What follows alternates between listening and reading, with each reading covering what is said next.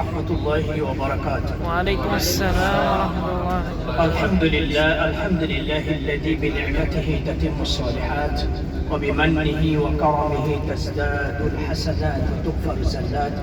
أحمده سبحانه وتعالى على ما أولى وهدى وأشكره على ما وهب وأعطى وأصلي وسلم على نبينا محمد النبي المصطفى والرسول المجتبى وعلى آله وأصحابه أولي الألباب والنهى أما بعد. ولئن شكرتم لأزيدنكم ولئن كفرتم إن عذابي لشديد.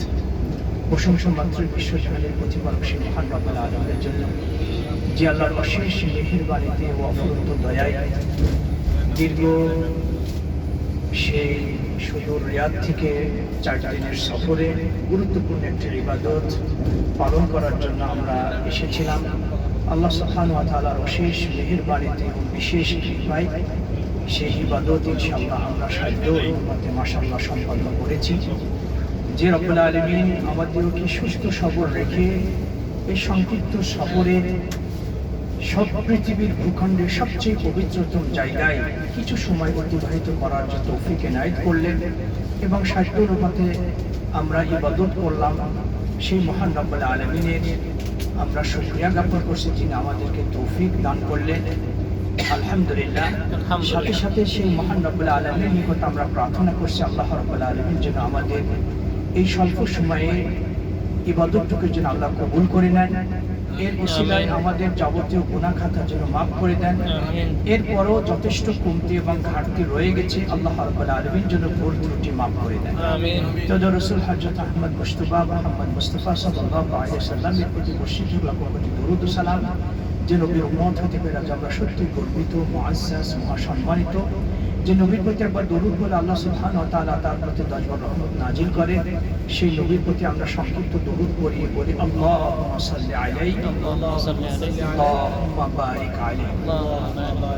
সম্মানিত দিনী ভাই বোনেরা এবং পৃথিবীর যে প্রান্ত থেকে আমাদের এই ইসলামী লাইভ প্রোগ্রাম উপভোগ করছি, সকলের প্রতি আন্তরিক শুভেচ্ছা এবং অভিনন্দন রইল। সম্মানিত দিনী ভাই বোনেরা, আসলে এই পবিত্রতম স্থানগুলোতে অবস্থান করাটা এটি আসলে সকলের ভাগ্যে নসিব হয় না। সামান্য সময়ের জন্য হলেও এই সমস্ত জায়গায় আগমন করলে, কিছু সময় অতিবাহিত করলে ইমানি তারাক্কি হয়, ইমান বৃদ্ধি পায়, ইমান তরুতাজা হয়, আল্লাহমুখী হওয়া যায়, আখিরাতের কথা স্মরণ হয়, যেখানে সকলেই মুখ থেকে লাব্বাইক আল্লাহুম্মা লাব্বাইক ধ্বনি উচ্চারিত হচ্ছে, যেখানে সকলের মুখ থেকে সুবহানাল্লাহ, আলহামদুলিল্লাহ, ওয়ালা ইলাহা ইল্লাল্লাহ, আল্লাহু আকবার, সবাই বলছে রব্বানা আতিনা ফিদ দুনিয়া হাসানা ওয়া ফিল আখিরাতি হাসানা ওয়া কিনা আযাবান নার। লা ইলাহা ইল্লাল্লাহ ওয়াহদাহু লা শারীকা লাহু, লাহুল মুলক ওয়া লাহুল হামদ ওয়া হুয়া আলা কুল্লি শাইইন কাদির। لا إله إلا الله وحده أنجز وعده ونصر عبده وهزم الأحزاب وحده। এই জাতীয় জিকির আজকারগুলো সকলের মুখ থেকে উচ্চারিত হয় এমন একটি সুন্দর পরিবেশে আসলেই মনটা চায় যেন সবসময় এখানেই অতিবাহিত করি। যাই হোক, আল্লাহ রাব্বুল আলামিনের কাছে আমরা দোয়া করব যেন আল্লাহ রাব্বুল আলামিন যতদিন বিশেষ করে এই পবিত্র দেশে, এই তাওহীদের দেশে, বেলাদুল হারামাইনের শরীফাইনে আল্লাহ রাব্বুল আলামিন আমাদের অবস্থান করার তৌফিক এনায়েত করবেন, ততদিন আমরা এই স্থানগুলো বিশেষ করে মক্কা মদিনার মতন এই গুরুত্বপূর্ণ স্থানগুলোতে বেশি বেশি ভিজিট করার, জিয়ারত করার এবং অবস্থান করার চেষ্টা করব। আল্লাহ আমাদেরকে তৌফিক দান করুন। সম্মানিত দিনী ভাই বোনেরা, সবাই ভালোই আছে আলহামদুলিল্লাহ। আলহামদুলিল্লাহ। কম বেশি সমস্যা কিছু থাকবেই, এই জন্য তারপরও আল্লাহ আমাদেরকে যে সুস্থ রেখেছেন এই জন্য আল্লাহ রাব্বুল আলামিনের শুকরিয়া জ্ঞাপন করি। উমরার পরে করণীয় কার্যাবলী সম্পর্কে আমরা আলোচনা করব। তার আগে আমরা এই যে এখন ইনশাআল্লাহ সেই গারে সাওর, যেটা সম্পর্কে আমরা আলোচনা করেছিলাম যে রাসূল সাল্লাল্লাহু আলাইহি ওয়াসাল্লাম মক্কা থেকে মদিনায় হিজরত করলেন, হিজরত কালে তিনি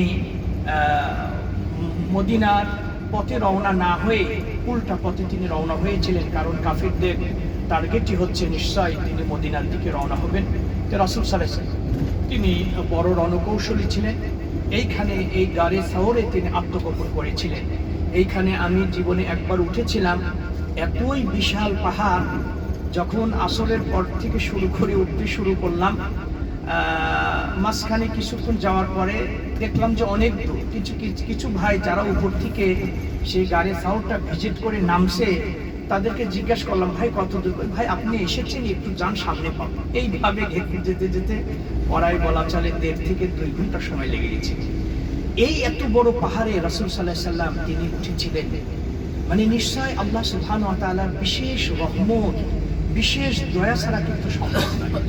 সেখানে ছোট্ট একটি গর্ত, ওই পাহাড়ের উপরে একটা ছোট্ট গুহা, এই গুহাতে রাসূল সাল্লাল্লাহু আলাইহি ওয়াসাল্লাম এবং আবু বকর রাদিয়াল্লাহু তাআলা আত্মগোপন করেছিলেন। কাফেররা চতুর্দিকে খুঁজছে, অলরেডি পুরস্কার ঘোষণা করেছে যে মুহাম্মদ সাল্লাল্লাহু আলাইহি ওয়াসাল্লামকে জীবিত অথবা মৃত কেউ যদি মানে আমাদের কাছে নিয়ে আসতে পারে, তাদেরকে আমরা 100 উট পুরস্কার দেব। তৎকালীন সময় 100 উট এটি হচ্ছে অনেক মানে বড়। আমরা অল্প সময় একটু পাহাড়ে ওঠাতে এখন নিশ্চয় সম্ভব নয়।